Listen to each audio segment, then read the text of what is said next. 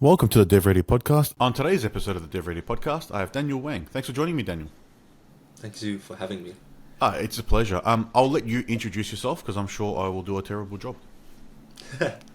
No, I'm sure you do a great job. Well, compared to the other podcast guests I've seen, I'm very, very young.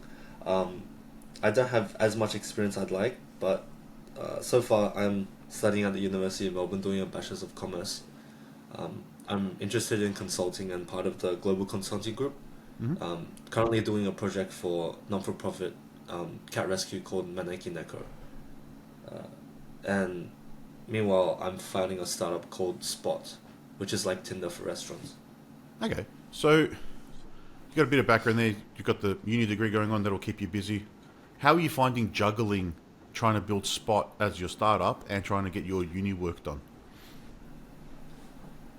I think it's all up to how much you want to put in. Um, I think for uni, it's like it's kind of like high school, really. It's about how much you want to study, how much you want to put in, how much you want to get out of it.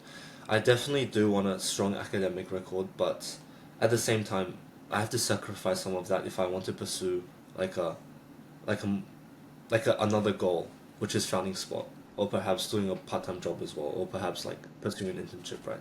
So it's all give and take. But right now, I found it quite satisfying. Like I can balance the two. Yeah, it's about having balance.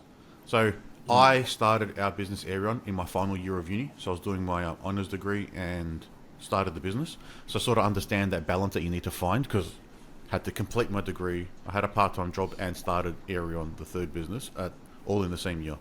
And I was tutoring at uni as well. So it was quite a busy Oh, year. So finding that yeah. balance, it's critical. So what sort of got you into the space to then think about, all right, let's do a startup and test this, or what got you to that idea? Originally, it's the like for University of Melbourne, there's lots of competitions, and the one that caught my eye was the startup pitch competition. So it was only a pitch; you didn't even have to actually make it. So it inspired me because I actually never did any sort of like those competitions before. Right? Just thought, okay, it's my first year of uni, might as well try something new. I didn't actually expect to get anything out of it. Didn't expect to like come on top, right? Because there's so many people who compete. There's people in like third years, the people in honors who do it as well. And I was definitely like overwhelmed when I saw it, but I thought I'd give it a go. So I got two of my other friends, and then we made like a starter pitch deck, like the first pitch deck I've ever made, and it was like honestly pretty garbage. After looking back at it, but fortunately, we got into the grand finals, which is they select four teams out of like around 100, which is, exciting. But at the final pitch, it's quite different than pitching in front of a camera, Hmm. because that's how they selected. You record yourself pitching to a camera, you upload it. It was actual real judges with actual real startup experience, Okay. and when when you have no experience and you're speaking to people in front of that, let alone pitching to them, you get very, very nervous. So I of course got very nervous and my pitch fell apart completely, and I came fourth, so last place. Okay. But still, you made it to And that point.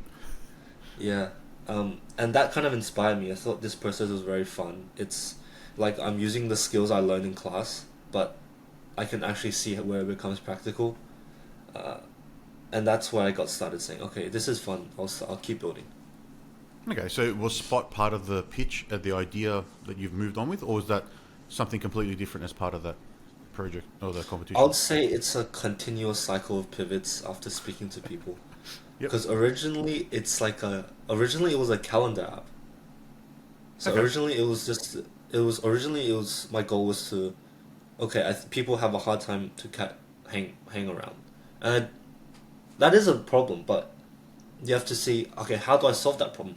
Originally I said, okay, calendar time, and then people will say, okay, well, I have Google Calendar, or I have Calendly, or I have Outlook, so I don't need that.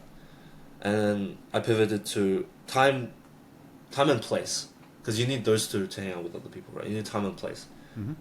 and then you get, okay, where do people hang out? Outside, just You have restaurants, you have cafes, you have bistros, you have bars, right? And then I can do time and place. But then after speaking to a lot of people, I realized, oh, time isn't actually necessary because people, you can't coordinate that. Like, there's already apps that do it for you. You can just use them. So the main problem would be the placement. So that's kind of how I sort of pivoted around by speaking to people and like funneling my ideas. Yeah. So what you've done there from the experience that we've had is you've gone along the right way. You've had an idea, gotten some feedback from stakeholders, and then adjusted based on the feedback.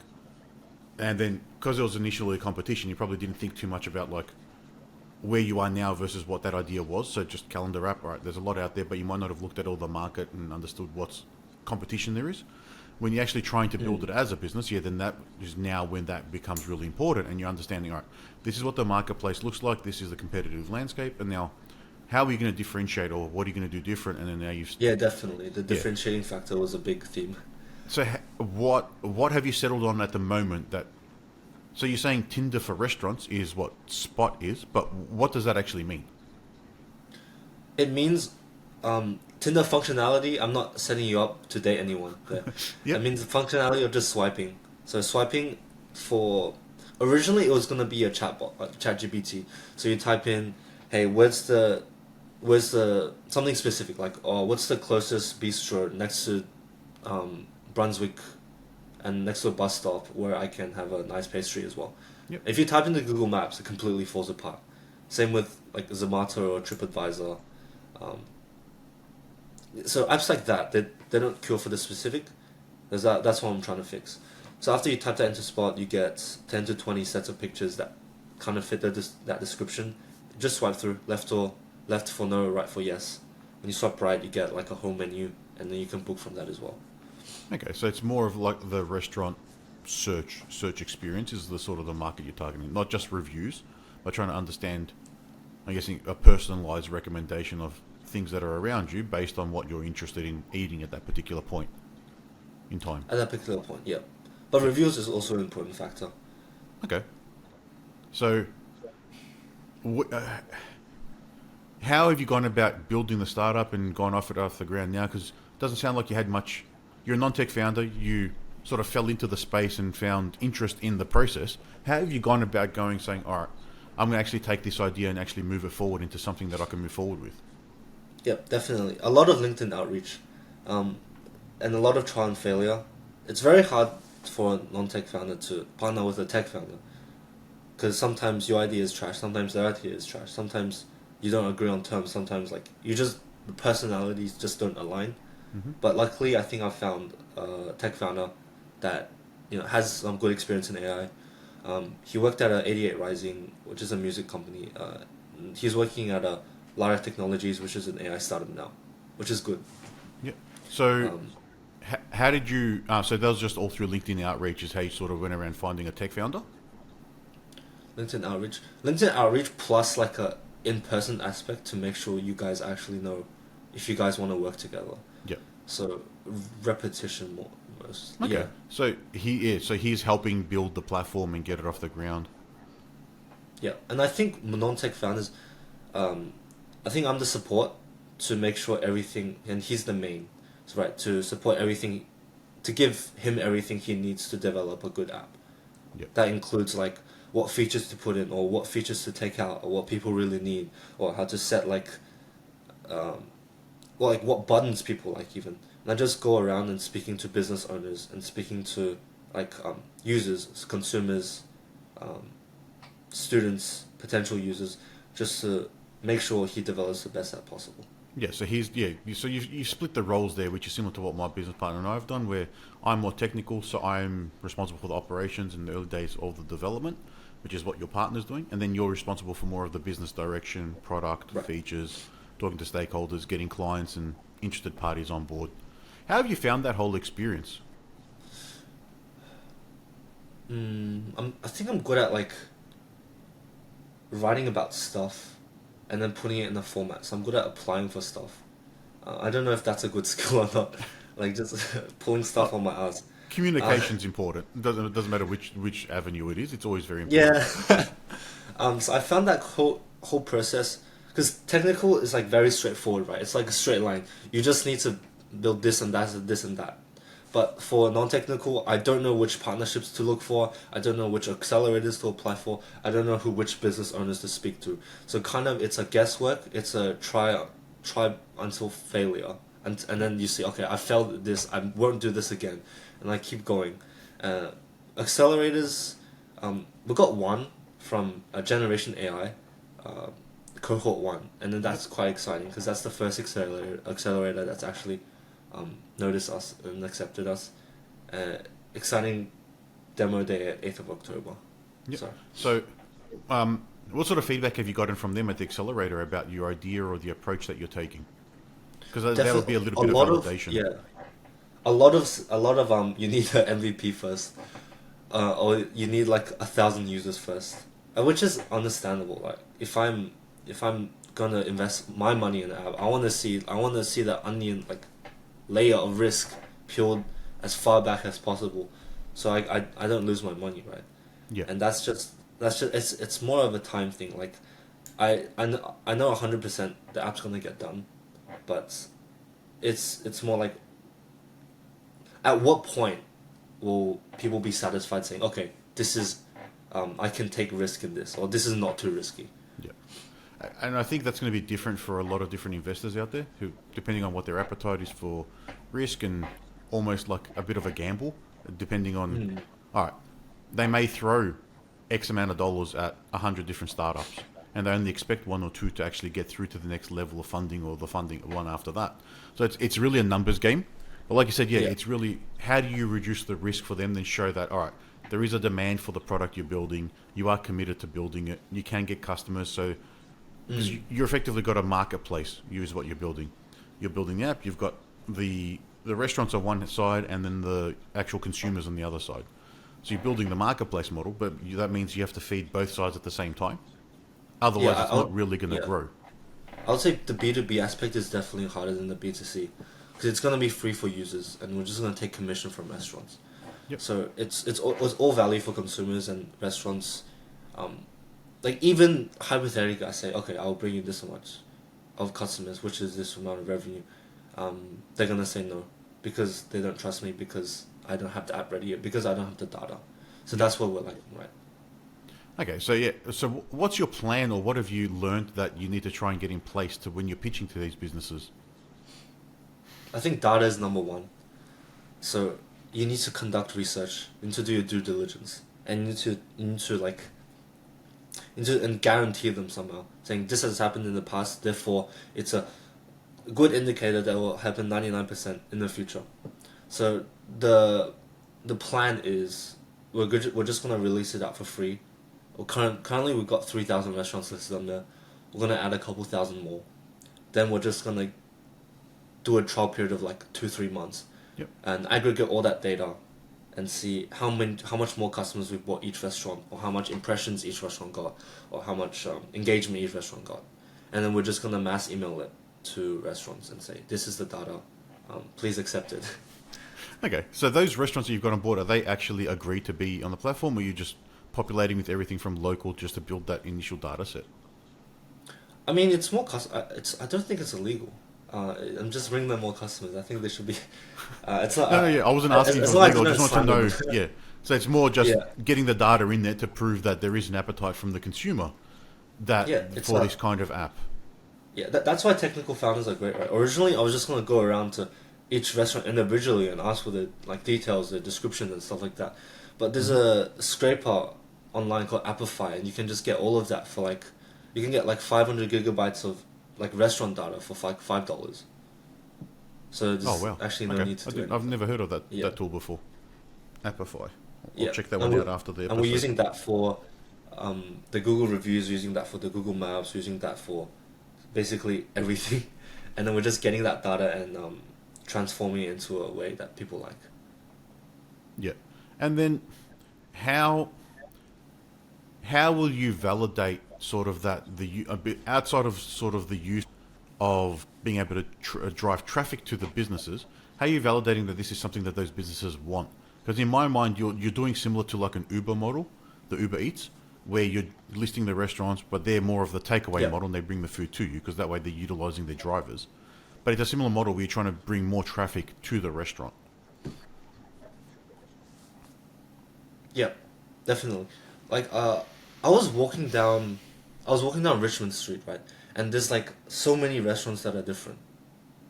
What other recommendation platforms and other delivery platforms and other maybe discount platforms like Eat Club, for example, they treat all restaurants as these homogenous products, and they don't treat them any different. But I think each restaurant is different. Restaurant has their own characteristic or like vibe, if you will, and I think that's what people want. Like a cafe on Lygon Street, maybe not what you want, but a cafe on Richmond will. They might serve like the dish for the same price, but one will taste better to you, and one will taste better to another person. Depends on your preferences. I think that's where it comes in. It's really the accuracy of what I'm giving you, rather than the like quantity or like the price I'm Yep. giving you. So it's more tailored to the needs at the point in time. So in your example, Yeah, you want to, it's not gonna be an everyday thing. yeah, Because sometimes like I just want a coffee and I don't really care when I get it. yeah, but like But you said definitely before, 2 or 3 times a yeah, week. you want a pastry. So if you want, what's the best croissant around me, then the app should be able to help you find anything that can serve you a croissant, and then check out the reviews and see what their ratings are for those sort of things. Right. Yeah, and it's these non-descriptive factors. Like yesterday, I was speaking to Sea Salt, which is a fish and chips bistro on Lygon Street, and then when I searched up fish and chip shop, it didn't even come up on Google Maps. Okay. And then they had all these discounts and all these menu items and all these like. It's very different from another fish and chip shop, but I really liked it, and then I just couldn't find it on Google Maps. If I didn't actually walk past it, I wouldn't know it existed. Yep. Um, Also, they're gonna renovate to like a nighttime sort of bistro and a daytime fish and chip shop. Mhm. But there's no way to tell people that on Google Maps. There's no way to list it. There's no way to list on. Maybe you write a blog on Zomato, but then people wouldn't know what to find. People won't know what to look for. Yeah. So that's just like how I'm trying to reduce like the friction in the market. What's your sort of long-term vision for the platform, or your like big grand idea? If you're happy to share that with the listeners. Something international. So something like you can just drop anywhere in the world and search for a place and you will come up, and have like a lot of restaurant listed. Like there's similar platforms in Hong Kong and Japan. Hong Kong one's called OpenRice and Japan's one called Tagalog, and then that's just like the only way to book a table in Japan or Hong Kong. Oh, okay. It's the only accepted way, and like some restaurants in Japan only take Tagalog bookings, so they don't take any like phone call bookings whatsoever. So I think that would be a good that would be my ideal vision for the platform, where just like you're someone's go to say, okay, I'm feeling like this, where should I go? Yep. And the whole concept around your monetization and the way you're going to grow the business is just from referrals on like bookings. Just commit, just 5%. I'm thinking 5% commission on orders. Yeah. Yeah. So, just in saying that, how? So you'll need to track payments through the app to be able to support that, because otherwise, if you're doing a booking, you don't know what people are spending. Yeah, beforehand. definitely. Yeah, the leakage is a big problem. I just can't expect like businesses to tally up the numbers, right? They can Yeah. easily screw me over. So what I'm thinking is a kind of like a shop back model where I take the 5% and I split it with the user.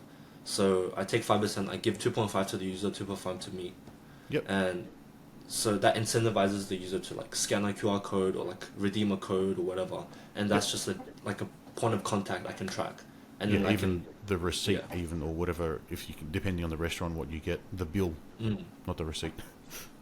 Yeah. Okay. So you've given that some thought. That's probably going to be your biggest challenge from Yeah, definitely. my mind, and understanding how that's going to work. Because like you said, yeah, you don't want to add in extra work into the restaurateurs to then have to go back and tally up items and do that, unless you want to like think about point of sale integration, and then you can get to that Point of sale level. integration, yeah. Yeah, and I that'll thought be at about least Research Square, but like I think it's very very hard. You have to be like somewhat recognized in like yeah. globally something.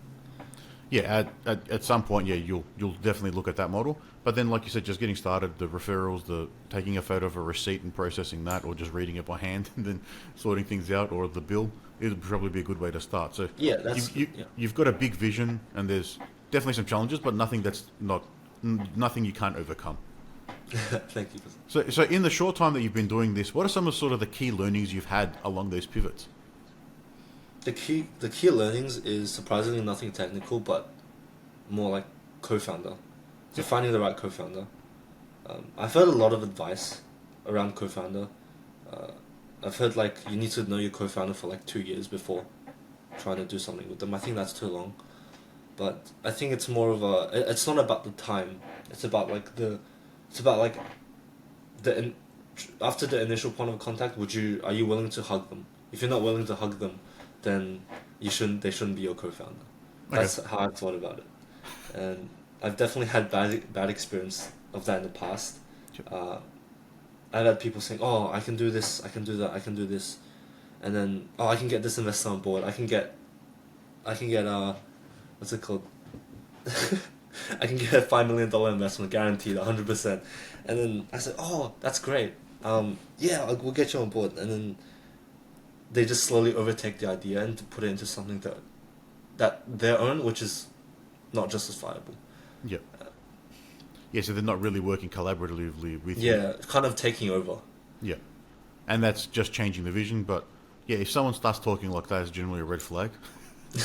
I know, but if they could get $5 million that easily, why aren't they doing their own startup? yeah, that's what I said. He was like, "Oh, my boss knows Hezi Levovich, which is like the one of the founders of Menulog." And I was like, "Oh, that's great. It would be great. I shouldn't have been that naive." Yeah, more like those people you'll need in your network at some point if you're looking at partnering or exposing or trying to get a sale out of them. But you're probably really, really early to be able to start considering any of that right now. Because definitely.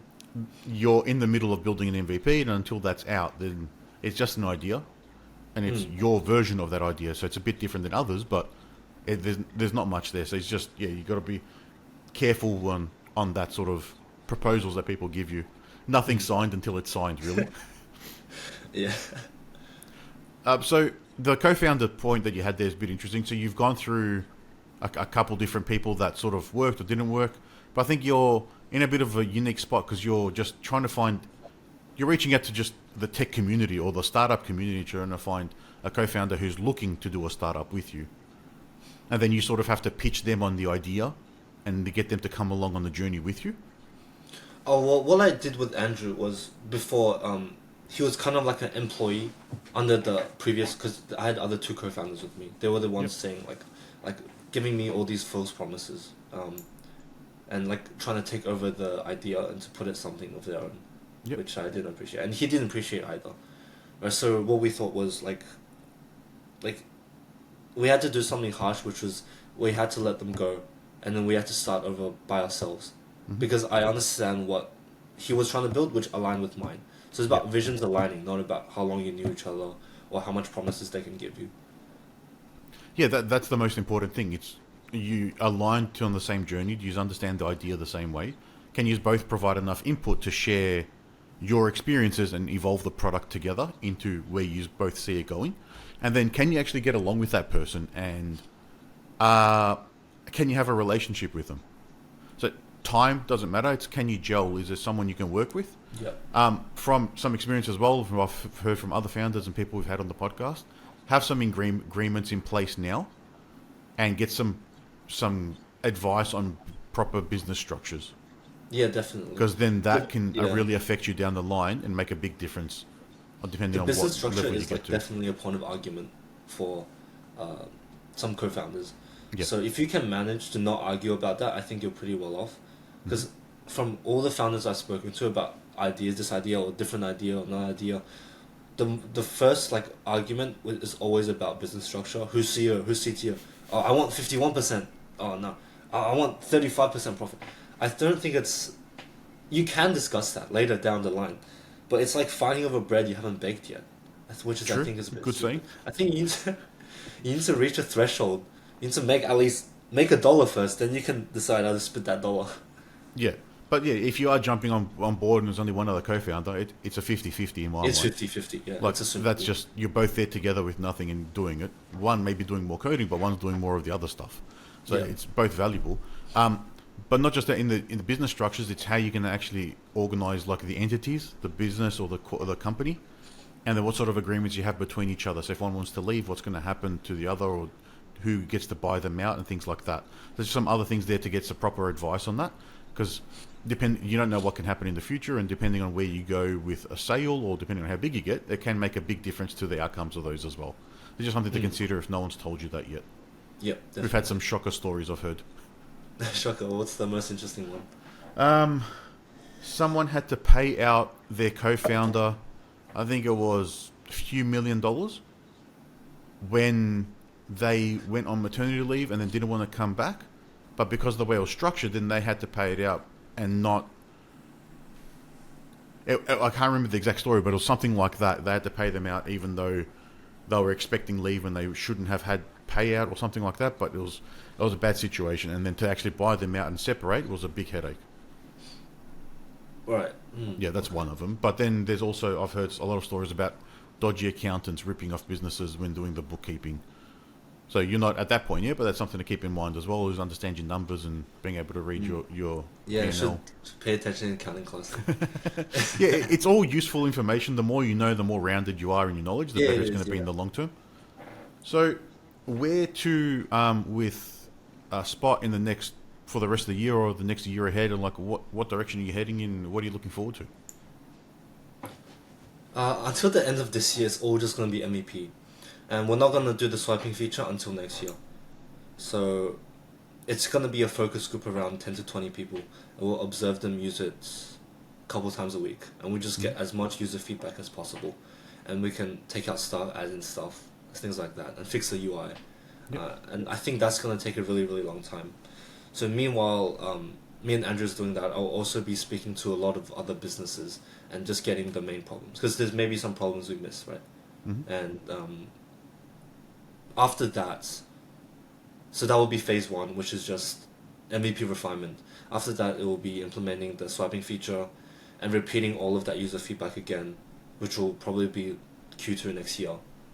And after that, we can do the monetization model and start seeing if things will actually work. Yeah, it's build up that user base, get that refined, and then see if you can actually make something from it. And during that time, I'm sure you get lots of feedback. Like you mentioned, there'll be a lot of ideas from both sides of the marketplace that you haven't thought of yet, which will add value. The trouble you're going to have is picking which ones to add in for now, which ones to add to the backlog, because every opinion's good, but not every opinion is valuable. Yeah, I've heard. It was like I've heard someone say it's like, oh, I shouldn't ask a pig on how to fly, which I think is a bit harsh. Yeah, it's everyone will have ideas in different directions, but you've got the vision with your partner on where it should go. Feedback is very important, and having pivots is what you need to do based on the feedback you're getting. But then if you've got something that's a bit different, a bit unique, then you just need to assess how far you push down that direction, even if the feedback's not coming your way. Definitely. Yep. Yeah. Cool. So if anyone wants to reach out and find out any more information about Spot, and how could they get in touch with you? Or if they want to check it out? They can reach me from Instagram, so at wjm.dw. From LinkedIn, just search up Spot. Or search up Daniel Wang on LinkedIn. Yep. I should be the first couple of results. You might have to scroll through a bit. All right, what we'll do is we'll add those links in the show notes as well, and maybe you can get some more interest out of our audience. But it's a big, exciting journey. You're right in chapter 1 at the moment, starting and just getting it off the ground. So it'll be interesting to see how you progress over the next couple of years, and hopefully you can get it off the ground and actually make something of this. Yeah, who knows? Maybe you'll go tits up after today. Yeah, and we can get you back on the podcast next year at some point and just get an update and recap and see how things are going. Yeah, thank you very much. Yeah. All right, thanks, Daniel. It's been a pleasure speaking to you. It's been a pleasure. Thank you. Thank you.